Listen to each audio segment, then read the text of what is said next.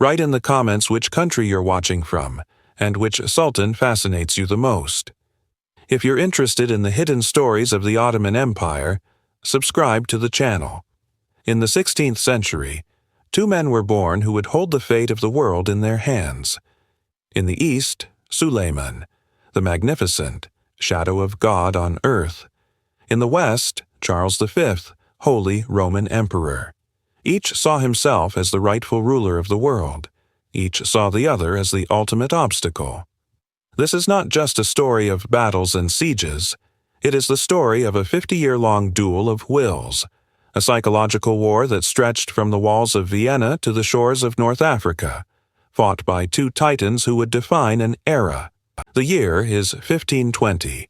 A new decade dawns upon a world trembling with change, a world about to be forged in the crucible of two colossal ambitions. In the east, in the glittering heart of Constantinople, a new sultan ascends the throne of Osman. He is Suleiman, son of the fearsome Selim the Grim.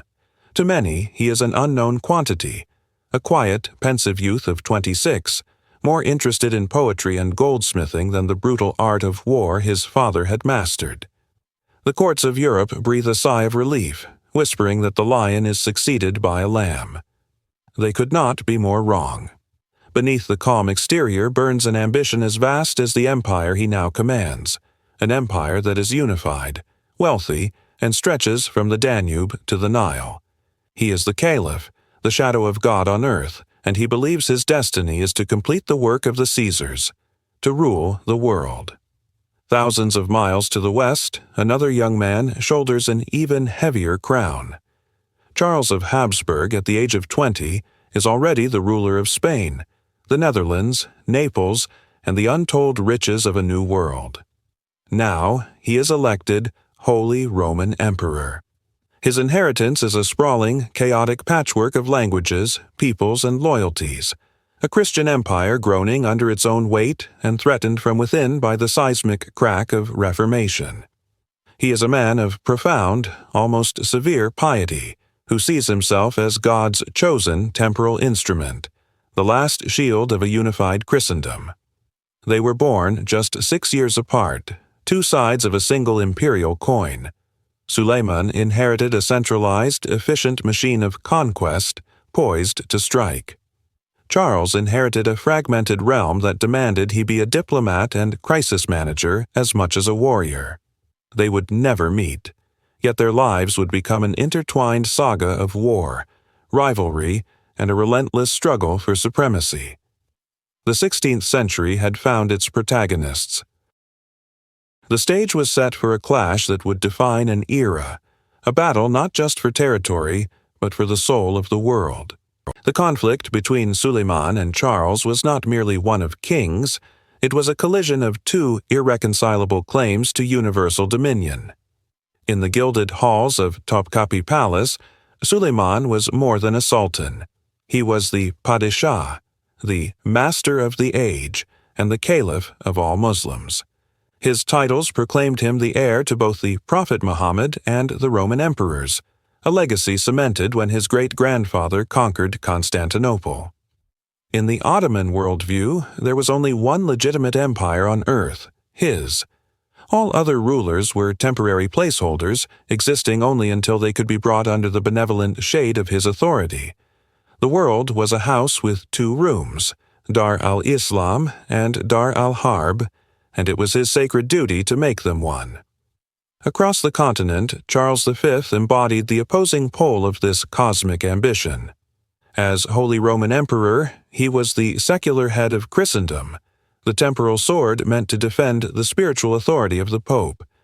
His motto, plus ultra, further beyond, was a direct challenge to the old limits of the known world. He was Caesar, the divinely appointed guardian of the faith against all its enemies. And in his eyes, the greatest enemy was the Grand Turk, a usurper in the sacred Christian city of Constantinople and a dire threat to the European flock. Their refusal to acknowledge each other's legitimacy was absolute.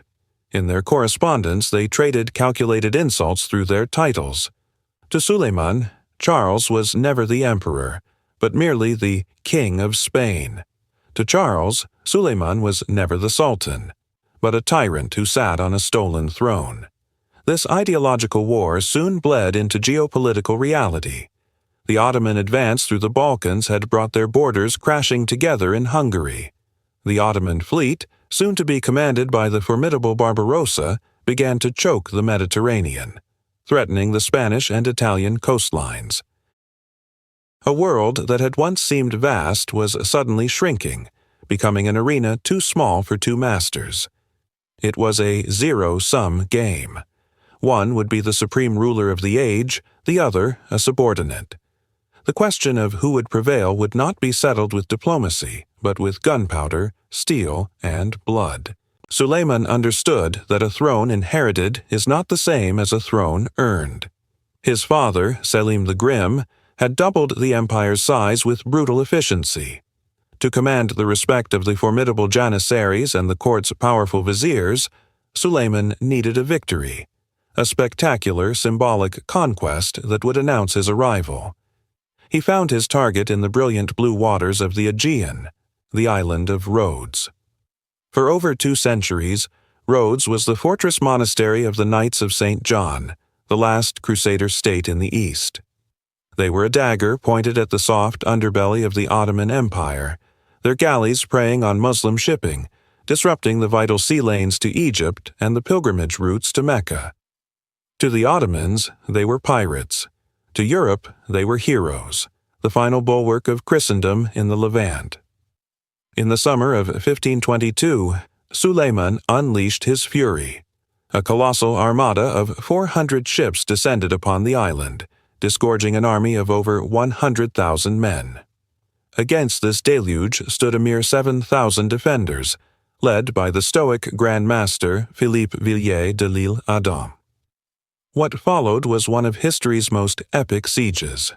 For 6 agonizing months, the island became a hellscape of constant cannonades, exploding mines, and suicidal assaults. The knights, masters of fortification, repelled wave after wave of attackers, their defense becoming a legend across a transfixed Europe. But where was their aid? Charles V, the sworn protector of Christendom, was paralyzed. He was mired in a costly war with his perennial rival, King Francis I of France, while the fires of Martin Luther's Reformation demanded his attention in Germany. He could send no relief. The knights were alone. By December, the defenders were exhausted, their walls shattered, their numbers decimated. The Grand Master was forced to surrender. In a gesture of calculated chivalry, Suleiman offered them generous terms, allowing the surviving knights to depart with their weapons and their honor. The victory was total. The eastern Mediterranean was now an Ottoman lake. Suleiman had not only removed a strategic threat, but had also proven himself a worthy successor to his conquering father. A chilling message had been sent to the West. A new lion now reigned in Constantinople, and his gaze was turning towards Europe. With the sea secured, Suleiman turned his attention to the land. His ambition was aimed squarely at the heart of his rival's power, the Habsburg domains. But to strike at Vienna, the seat of Charles's brother Ferdinand, he first had to shatter the kingdom that stood as its shield: Hungary. Hungary, in 1526, was a kingdom ripe for destruction. It was a state in name only, crippled by a fractious nobility whose members despised each other more than they feared the approaching Ottoman storm. Their king, the well-intentioned but tragically young Louis II, commanded little authority. This fractured realm was the gateway to Central Europe, and Suleiman intended to kick the door from its hinges. In the spring, the Sultan marched north from Constantinople at the head of one of the most formidable armies the world had ever seen. It was a city on the move, a perfectly organized logistical masterpiece of over 80,000 elite soldiers, 300 cannons, and an immense baggage train. As this unstoppable force advanced up the Danube, the panicked Hungarian nobles hastily assembled a much smaller feudal army. On the 29th of August, 1526, on a vast, rain-soaked plain near the town of Mohacs, The two forces met. The Hungarians, trusting in the legendary power of their heavy cavalry, chose to charge. It was a fatal act of breathtaking bravery and tactical suicide. They crashed into the Ottoman lines, only to be funneled into a prepared killing ground. The disciplined Janissaries, armed with muskets, held the line while the Ottoman artillery, chained together to prevent retreat, belched fire and iron into the packed ranks of knights. The battle was over in less than 2 hours. It was not a defeat. It was an annihilation. The entire leadership of Hungary, king, archbishops, and nobles, was wiped out. King Louis himself, fleeing the carnage, fell from his horse into a muddy stream and drowned, weighed down by his own armor. The Kingdom of Hungary had effectively ceased to exist in a single afternoon. Suleiman marched into the capital of Buda without a fight. For Charles V, the news was a thunderclap of doom. The buffer was gone. The road to Vienna was now terrifyingly open. The distant threat had become an immediate existential crisis. The clash of the two masters was no longer a rivalry fought at the edges of their empires. It was now at the very gates of Europe. By 1529, the name Suleiman was not just a name. It was a tremor that ran through the heart of Europe. His armies seemed less like men and more like a force of nature, a tide of conquest that had swallowed Belgrade and crushed a kingdom at Mohács. Now, that tide was aimed at the symbolic heart of the Habsburg domains, Vienna. For Charles V, this was not merely a strategic threat. It was a personal affront, a challenge delivered to his doorstep. Suleiman's Grand Vizier, Ibrahim Pasha, had declared he would topple the so-called emperor and place the Sultan's turban upon his head. The march itself was an omen. The heavens opened, and torrential rains turned the plains of Hungary into a quagmire. The legendary Ottoman logistics train, a marvel of the age, began to falter. Crucially, their heaviest siege cannons, the behemoths required to breach modern fortifications, were left behind, swallowed by the mud. Still, they came. A colossal army, perhaps over 100,000 strong, a sea of tents and banners appeared before Vienna's walls. Inside, a paltry garrison of around 20,000 defenders stood ready. They were a mix of German Landsknechte mercenaries, Spanish musketeers, and defiant Viennese citizens, all under the command of the 70-year-old veteran Nicholas Graf Salm. The siege became a subterranean war. Ottoman sappers, the finest in the world, dug tunnels to lay mines beneath the walls. The defenders, hearing the faint scratching from below, dug countermines, leading to desperate, suffocating battles fought in the dark with shovels and daggers. Above ground, relentless assaults were thrown back in a storm of musket fire and boiling pitch. The Ottomans, lacking their heavy guns, could not create a decisive breach. As October dawned, the weather worsened. Disease spread through the Ottoman camp, and the fighting spirit of the Janissaries began to wane. A final, furious assault on October 14th failed. Suleiman, for the first time in his European campaigns, was forced to accept a limit to his power. He ordered the retreat. Vienna had held.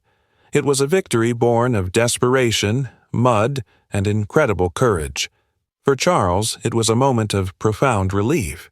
But for all of Europe, it was the moment they stared into the abyss and realized just how close the nightmare had come. While the land armies of Suleiman and Charles clashed in the fields of Hungary, a second, equally vital war was being waged across the shimmering, treacherous waters of the Mediterranean.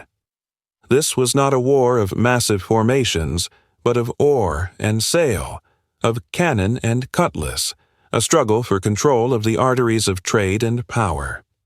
This conflict was personified by two titans of the sea, two aging sea wolves who knew every current and every trick of the wind. For the Ottomans, there was Hayreddin Barbarossa, the Red-Beard. More than a mere pirate, he was the Sultan's Capudan Pasha, an admiral of genius who had forged a corsair kingdom in North Africa and laid it at Suleiman's feet. His name was a terror from the coasts of Spain to the islands of Greece. His opponent in the service of Charles V was the Genoese Andrea Doria.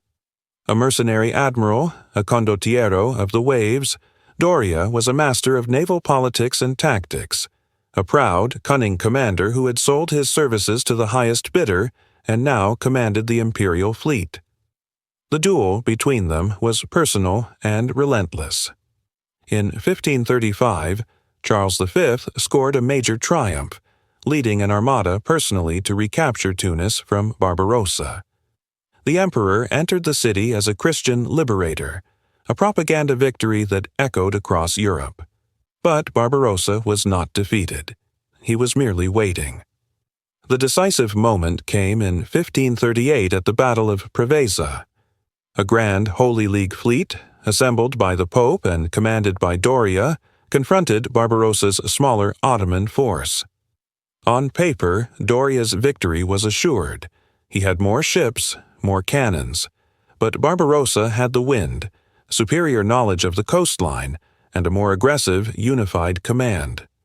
While Doria hesitated, seeking a perfect open-water engagement, Barbarossa seized the initiative, using the islands as cover to attack the Christian fleet in detail. Doria, perhaps wary of risking his Genoese ships, failed to fully commit. The result was a catastrophic, humiliating defeat for the Holy League. Preveza shattered the myth of Christian naval superiority, and for decades turned the Mediterranean into what many called an Ottoman lake. Suleiman now controlled the sea, and Charles V had been wounded in the one arena he believed he could dominate. In the great game of 16th-century power, faith was a banner, but survival was the true religion. And no one understood this better than King Francis I of France. Geographically and politically, Francis was a man in a cage, his kingdom encircled by the vast, sprawling territories of his arch-rival, Charles V. To the south lay Habsburg Spain, to the north the Habsburg Netherlands, and to the east the Holy Roman Empire. To break these chains, Francis made a decision that would scandalize Christendom and redefine the nature of European diplomacy. He reached out to his enemy's enemy, Sultan Suleiman the Magnificent. The Franco-Ottoman alliance was, to the public consciousness of the time, an abomination. The most Christian king of France, a title bestowed by the papacy, was making common cause with the Grand Turk, the supposed nemesis of the faith. It was a flagrant betrayal of the crusading ideal, a pact that put political expediency before God. For Suleiman, the alliance was a strategic masterstroke. It guaranteed that Charles V could never fully focus his immense resources on the Ottoman front. Every time the emperor planned a major campaign in Hungary or the Mediterranean, he had to look over his shoulder, watching for the French threat on the Rhine or in Italy. It was the perfect two-front war, orchestrated from Istanbul and Paris. The alliance was not merely theoretical. In 1543, the unthinkable happened. A joint Franco-Ottoman fleet, with Barbarossa's galleys fighting alongside French warships, attacked and sacked the Habsburg city of Nice. To complete the humiliation, the entire Ottoman fleet was invited to winter in the French naval port of Toulon. The crescent flag of the Sultan flew over a major French city. Its cathedral was temporarily converted into a mosque, and the local population was forced to move out to accommodate the Ottoman sailors. The Pope's position in this tangled web was one of profound hypocrisy. Officially, Rome condemned the alliance. But in reality, the papacy often feared the overwhelming power of a single Catholic monarch like Charles V more than it feared the distant Sultan. A dominant emperor could control Italy and the papacy itself. Thus, while preaching unity, popes often worked behind the scenes to undermine Charles, tacitly accepting the very alliance they publicly denounced. This pact of pure realpolitik shattered the medieval world. It proved that the emerging nation-state, with its cold, calculated interests, would now trump the antiquated notion of a unified Christendom. Charles V saw himself as the last in a long line of Roman emperors, a universal monarch chosen by God to defend a unified, Catholic Christendom. It was a magnificent, medieval dream. But from the very beginning of his reign, that dream was being torn apart not by an external enemy, but by a rebellion from within.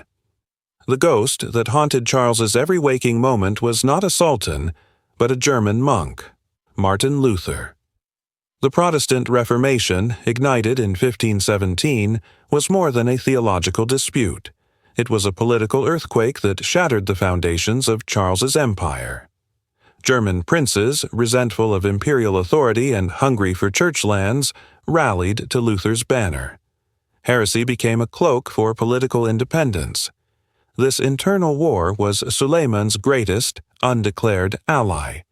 The Sultan and his advisors watched the religious chaos in Germany with keen interest and strategic satisfaction. It was a godsend, a poison that paralyzed his enemy from within.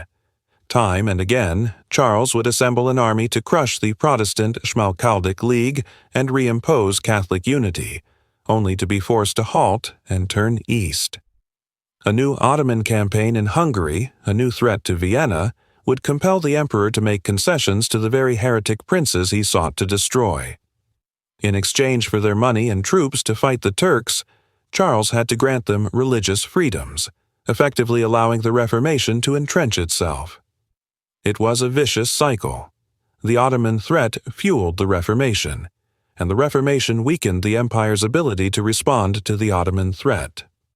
Charles was caught in a strategic pincer movement, his spiritual and temporal authority assaulted simultaneously from the outside by the Sultan and from the inside by the reformer.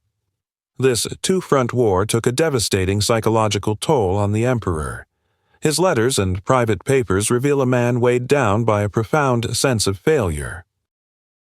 He was God's chosen champion, yet he could defeat neither the infidel abroad nor the heretic at home.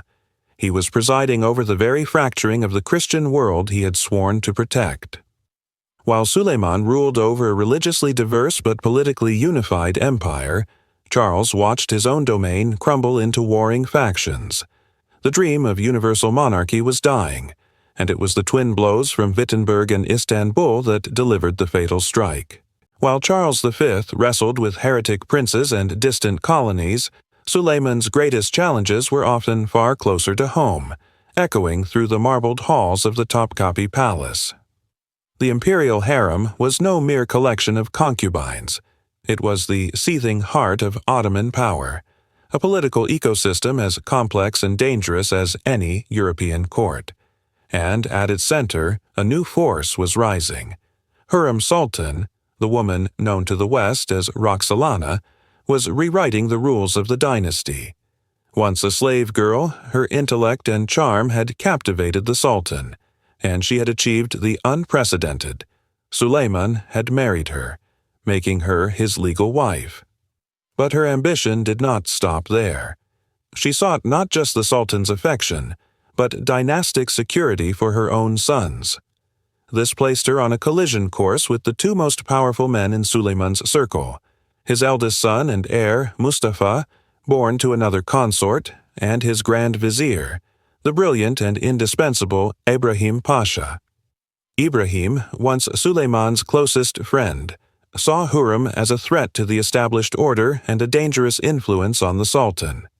He was the architect of Suleiman's Western policies, the man who negotiated with European envoys and planned campaigns against the Habsburgs. But within the palace walls, his power was being silently undermined. Every whispered word from Hurrem to Suleiman, every carefully crafted insinuation against the Grand Vizier or the popular Prince Mustafa was a political maneuver. This was a war fought not with cannons and janissaries, but with secrets, alliances, and poison. The gilded cage of the harem was becoming the true battleground for the empire's future, and its conflicts would soon spill out, shaping foreign policy and determining the fate of Suleiman's grand confrontation with Charles. By 1532, the stage was set for the ultimate confrontation. Humiliated by the failed siege of Vienna, Suleiman mustered one of the largest armies the world had ever seen. Over 100,000 soldiers, a river of steel and silk, flowed out of Istanbul with a single, declared purpose: to bring the Holy Roman Emperor to battle. This was to be the final act, the decisive contest between the Padishah and the Kaiser. Suleiman's letters to Charles were filled with taunts, daring him to emerge from behind his city walls and face him on the field of honor, as a true emperor should. The Ottoman army advanced deep into Habsburg territory, a force of nature that seemed unstoppable. Yet Charles V refused the challenge. He was a pragmatist, not a romantic. He understood that a single, cataclysmic battle was a gambler's throw he did not need to take. Instead, he shadowed the Sultan's army, fortifying key positions, harassing supply lines, and allowing the vast Ottoman host to exhaust itself. The campaign's defining moment came not at a great battle, but at the tiny, insignificant fortress of Kosheg, or Guns. Here, a paltry garrison of a few hundred men under the command of Nikola Jurisic held off the entire Ottoman army for nearly a month. While it was an impossible act of defiance, it was also a symptom of the campaign's futility. Suleiman could take minor forts, but he could not find his true enemy. Frustrated, with autumn rains turning the roads to mud and his supplies dwindling, the Sultan was forced to turn back. He had paraded his power across the heart of Europe, but he returned to Istanbul without the victory he craved. It was a campaign of shadows, a war of psychological attrition that proved Charles was a master of a different kind of warfare. An empire as vast as Suleiman's could never have just one enemy. While the Sultan's gaze was fixed upon Vienna and Rome, a rival power festered on his eastern frontier. The Safavid Empire of Persia, under the shrewd Shah Tahmasp, was not merely a territorial competitor, it was an ideological one.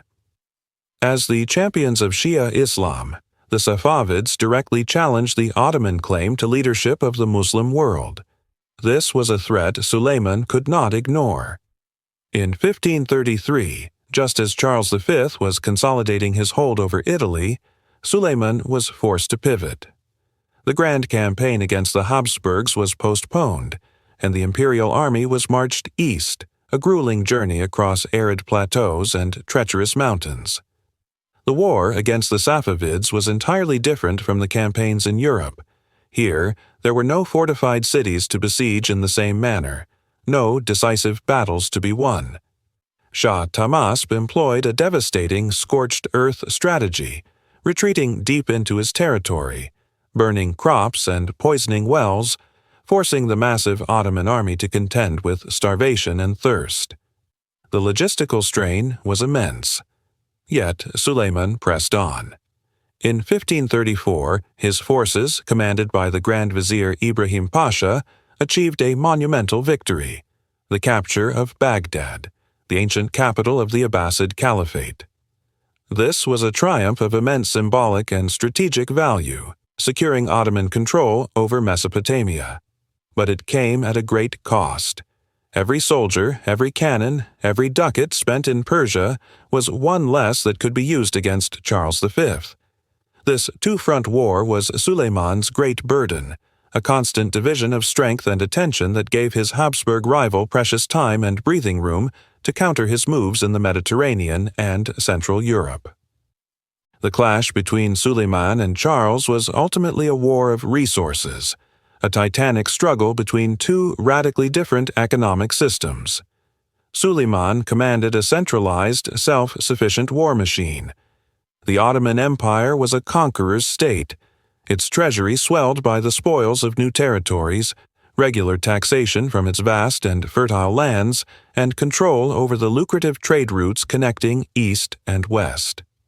The Sultan's word was law. He could levy taxes and confiscate wealth with an authority his rival could only dream of. This system allowed him to field enormous professional armies year after year, seemingly without limit. His power was tangible, measured in gold in the Topkapi vaults. In contrast, Charles V presided over a sprawling, decentralized collection of kingdoms, each with its own laws, nobles, and treasuries. He was perpetually scrambling for funds. To finance his wars, he became reliant on massive loans from powerful banking families, most notably the Fuggers of Augsburg. He was mortgaging the future of his empire to fight the wars of the present. The influx of silver and gold from the New World provided a lifeline, but it was a poisoned chalice, fueling rampant inflation across Europe and creating a fragile debt-based economy. While Suleiman's system was designed for expansion, Charles's was one of financial brinkmanship. The Sultan's weakness was his empire's reliance on constant victory to feed the treasury. The emperor's weakness was his staggering, ever-growing mountain of debt. In this hidden war of ledgers and logistics, the long-term health of their empires was being decided. Glory on the battlefield had a price, and both rulers were paying it, one in the blood of his soldiers, the other in the silver of the Americas and the solvency of his crown. Power is a fortress, but its walls are built of isolation. As Suleiman and Charles aged, they became prisoners of their own immense authority. In the gilded halls of the Topkapi Palace, Suleiman the Magnificent was surrounded by thousands, yet utterly alone. Every conversation was filtered through layers of protocol, every face a mask of calculated deference. The friends of his youth were gone, replaced by servants and courtiers whose loyalty was always in question. He ruled from the silent center of a web of intrigue, his only true confidants the ghosts of those he had been forced to eliminate. He ate alone, a security measure that became a metaphor for his reign.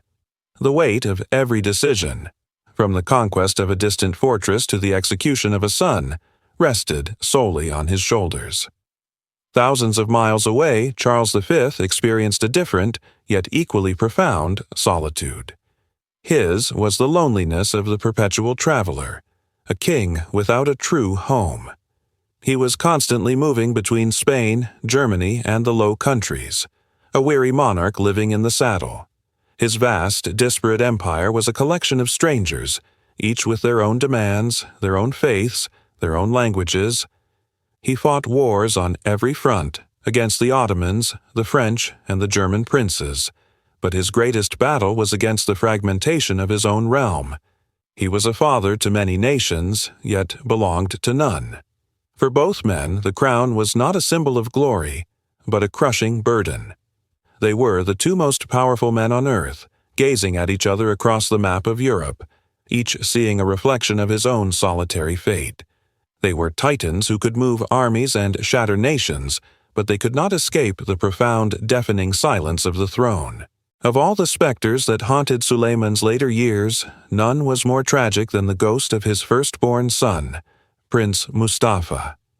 He was the empire's hope, brilliant, charismatic, and adored by the formidable Janissaries. He was the mirror of a young Suleiman, a warrior prince destined for the throne. But in the serpentine corridors of the Topkapi, another power was rising, that of Sultan, the Sultan's wife. Her ambition was not for the empire, but for her own sons. She saw in Mustafa the single greatest obstacle to their ascension. Allied with the cunning Grand Vizier Rustem Pasha, her son-in-law, she began to weave a web of deceit around the heir. Whispers, like poison, were dripped into the Sultan's ear. Forged letters suggested Mustafa was colluding with the Safavid Shah to usurp his father. Suleiman, now older, more suspicious, and isolated from trusted counsel, began to see his son's popularity not as a strength, but as a threat. The final act played out in 1553, during a campaign against Persia. Mustafa was summoned to his father's imperial tent. He entered with dutiful respect, expecting to kiss his father's hand. Instead, he was met with a chilling silence. As the heavy tent flaps closed behind him, the Sultan's mutes, the silent executioners of the palace, emerged from behind a screen. No words were spoken. A desperate struggle ensued, but the prince was overwhelmed and strangled with a silk bowstring, as royal blood was forbidden to be spilled. Suleiman watched from the shadows as the life was choked from his son. In that moment, he secured the throne for Hurrem's lineage, but he murdered his own legacy and condemned himself to a reign haunted by filial blood, While Suleiman clung to power, cementing his rule with the blood of his own kin, his great rival chose a path so radically different it was almost incomprehensible to the Ottoman mindset. Charles V, Holy Roman Emperor, King of Spain, Lord of the Netherlands, and ruler of the New World, was broken. For 40 years he had been the bulwark of Christendom, a warrior emperor in a constant state of war. He had fought the French, battled the Protestants, and held the line against Suleiman's seemingly unstoppable advance. But the cost was immeasurable. His body was racked with gout, his spirit exhausted by decades of relentless conflict. The dream of a unified Catholic Europe, the very foundation of his life's work, had died at the Peace of Augsburg, which granted princes the right to choose the religion of their domain. He had failed.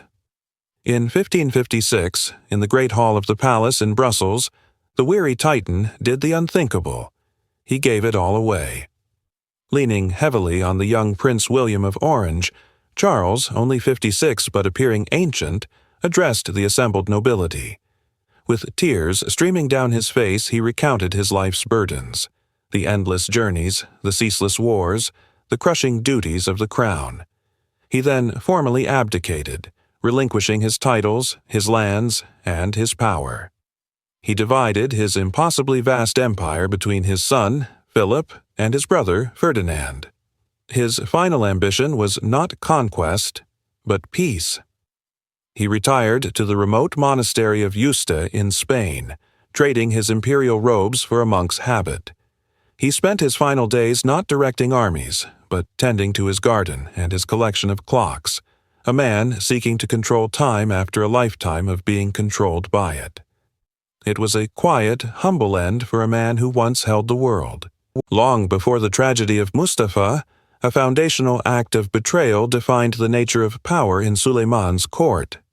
It centered on a man who was not just a subject, but the Sultan's other half, Pargalu Ibrahim Pasha. Plucked from Greece as a boy, Ibrahim became Suleiman's childhood companion, his falconer, his friend. When Suleiman ascended the throne, Ibrahim's rise was meteoric. He was made Grand Vizier, Commander-in-Chief, and brother-in-law to the Sultan himself. He was the Makbul, the accepted, so close to the Sultan that they often ate together and his chambers adjoined the monarch's. But absolute power, even when gifted, corrupts. Ibrahim grew arrogant. He amassed a fortune that rivaled the imperial treasury and adopted titles like Serasker Sultan, a designation that dangerously echoed the sovereign's own. His hubris made him enemies, none more dangerous than the Sultan's wife, Hurrem, who saw him as a rival for Suleiman's ear and a barrier to her son's future. She expertly fanned the embers of Suleiman's suspicion into a raging fire. The end came with shocking swiftness. In March of 1536, after a cordial dinner with the Sultan, Ibrahim retired to his room in the Topkapi Palace for the night. It was the ultimate symbol of his status and security. But that night, an imperial order was carried out. 4 mutes entered his chambers as he slept, and, after a violent struggle, strangled him. The next morning, his body was quietly removed, his vast wealth confiscated by the crown. The accepted had become the maktul, the executed. The message was clear and cold. No one, not even a brother, was indispensable. It was a chilling prelude, demonstrating that Suleiman's affection was secondary to his absolute authority, a lesson that would echo tragically decades later in the tent of his own son. The year is 1566. An old lion stirs in Constantinople. Suleiman, now 71, is a shadow of the magnificent horseman who once terrorized Europe. Gout has twisted his limbs, and his body is racked with pain. He can no longer ride. He must be carried into battle in a gilded litter, a monarch entombed in his own glory before his time. But the fire in his eyes has not dimmed. A minor raid by the Habsburgs on Ottoman territory is the pretext, but the cause runs deeper. It is a defiance of his authority, a challenge to his legacy. For Suleiman, this cannot stand. His final campaign will not be against Vienna or a grand European capital, but against a small stubborn fortress in Hungary, Szigetvar. Its defender is the Croatian nobleman Nikola Shubich Zrinski, a man of iron will, utterly loyal to the Habsburgs. It is a microcosm of the grander conflict, the unstoppable force of the Ottoman war machine against the unyielding spirit of European defiance. The siege begins in the heat of August. The Ottoman army is a sea of men and steel, numbering over 100,000. Their cannons, the superguns of their age, pound the fortress walls day and night. Yet, Szigetvar does not yield. Zrinski and his few thousand defenders fight with a suicidal bravery, repelling assault after assault. From his magnificent tent, shielded from the dust and gore, Suleiman directs the battle. He is a caged titan, his brilliant strategic mind trapped inside a failing body. His frustration mounts with every passing day, with every report of another failed assault. The swampy terrain, the summer fevers, and the sheer tenacity of the defenders turn the siege into a meat grinder. The Sultan's impatience grows volcanic. He offers Zrinski lordship over Croatia to surrender. Zrinski refuses. He orders his engineers to drain the marshes and mine the walls. This fortress, this insignificant speck on the map, has become the final obsession of the world's most powerful man. It must fall. His legacy, his very identity as the eternal victor, depends on it. As the final assault on Szigetvar was being prepared, fate played its ultimate card. On the night of September 6, 1566, inside his lavish tent, Suleiman the Magnificent died. The lion's roar was silenced forever, but the army could not know. News of the Sultan's death on campaign would shatter morale, inviting mutiny and chaos. At this pivotal moment, one man stepped from the shadows to hold the empire together, Grand Vizier Sokolu Mehmed Pasha. He initiated one of history's most audacious deceptions. The Sultan's physicians were quietly executed to ensure their silence. Suleiman's body was secretly embalmed, and the grand charade began. Orders continued to issue from the imperial tent in the Sultan's name. His personal attendants would enter and exit as if he were merely ill. The army, believing their invincible Padishah was watching, launched their final, furious attack. Szigetvar fell in a storm of fire and blood. Zrinski, in a final act of defiance, charged out with his remaining men and was slain. The Ottoman banners flew over the ruins, a victory for a dead man. The army began its march home, unaware they were escorting a corpse. Contrast this with the end of his great rival a decade earlier. In 1556, Charles V, weary of a world he could not conquer, abdicated his thrones. He traded the weight of empire for the quiet solitude of the monastery of Yuste in Spain. His final years were not spent on the battlefield, but in contemplation, surrounded by clocks, a testament to his lifelong obsession with order and the passage of time. He, too, was crippled by gout, a final, painful link to his Ottoman adversary. When Charles died in 1558, it was a quiet, private affair, a surrender to God after surrendering to man. One died grasping for one last victory, his death a state secret. The other died having relinquished all power, his end a release. The two giants who had defined the age left the world in ways that perfectly mirrored their lives, one in the thunder of war, the other in the silence of prayer. The world Suleiman and Charles left behind was not the world they had intended to create. It was a world irrevocably divided, a reality their sons would have to manage, not master. Suleiman's heir was Selim II. History would know him not as a conqueror, but as Selim the Sought, a man who preferred the wine cellars of the Topkapi Palace to the battlefields of his father. With Selim's ascension, the age of the warrior Sultan, who led his armies from the front, came to a definitive end. The real power now rested with the brilliant Grand Vizier, Sokolu Mehmed Pasha, the architect of the Szigetvar deception. He would govern the empire, holding it together through sheer force of will and administrative genius. The Ottoman state remained a formidable power, but the explosive, relentless expansion that had defined Suleiman's reign was over. The empire had reached its high water mark. From now on, the tide would slowly, almost imperceptibly, begin to recede. Charles V's inheritance was deliberately fractured. He had seen the impossibility of one man ruling it all. He bequeathed his Austrian lands and the title of Holy Roman Emperor to his brother, Ferdinand. To his son, Philip II, he gave Spain, the Netherlands, the Italian possessions, and the boundless wealth of the New World.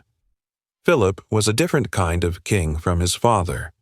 Where Charles was a peripatetic, multilingual Fleming, Philip was intensely Spanish, a devout, almost fanatical Catholic who ruled his global empire from a small office in his Escorial palace. He was the paper king, a meticulous administrator who sought to control the world through ink and bureaucracy. The singular, epic rivalry of Suleiman and Charles was now replaced by a more complex, multi-fronted struggle. Philip would continue the fight against the Ottomans in the Mediterranean, but his obsessions would lie elsewhere, crushing the Protestant rebellion in the Netherlands and challenging the rise of Elizabethan England. The age of giants was over. The age of states had begun. So, what is the final verdict on this half-century duel that held the world in its grip? It was more than a clash of empires. It was a profound collision of two civilizations, two faiths, and two universal claims to power, all embodied in the towering figures of Suleiman and Charles. Each saw himself as the chosen instrument of God's will, destined to rule the world. For Suleiman, he was the Caliph of Islam, the shadow of God on earth, heir to the Roman Caesars. For Charles, he was the Holy Roman Emperor, the temporal sword of Christendom, charged with its defense and unification. Their conflict was therefore inevitable, fought not just with cannons and janissaries, but with ideology and propaganda. In the end, neither achieved his ultimate goal. Suleiman's banners never flew from the spires of St. Stephen's Cathedral in Vienna. His dream of a European conquest remained just that, a dream. Charles, for his part, failed to crush the Protestant Reformation that tore his German lands apart. He could not unite Christendom against the Ottoman threat, nor could he vanquish his French rivals. He died in a world more fractured than the one he had inherited. Their epic struggle ended not with a climactic victory, but with a weary, grinding stalemate. They had fought each other to a standstill, and in doing so, they had inadvertently drawn the map of the modern world. The line they carved across the Balkans and the Mediterranean would remain a fault line between East and West for centuries. They were perhaps the last two men to believe, with absolute conviction, that they could impose a single order upon the entire world. Their failure ensured that no single power would dominate Europe. Their legacy is the world of competing states and ideologies that we inherited, a world of enduring rivalry, born from the ambitions of two giants who, in trying to conquer the world, succeeded only in dividing it forever.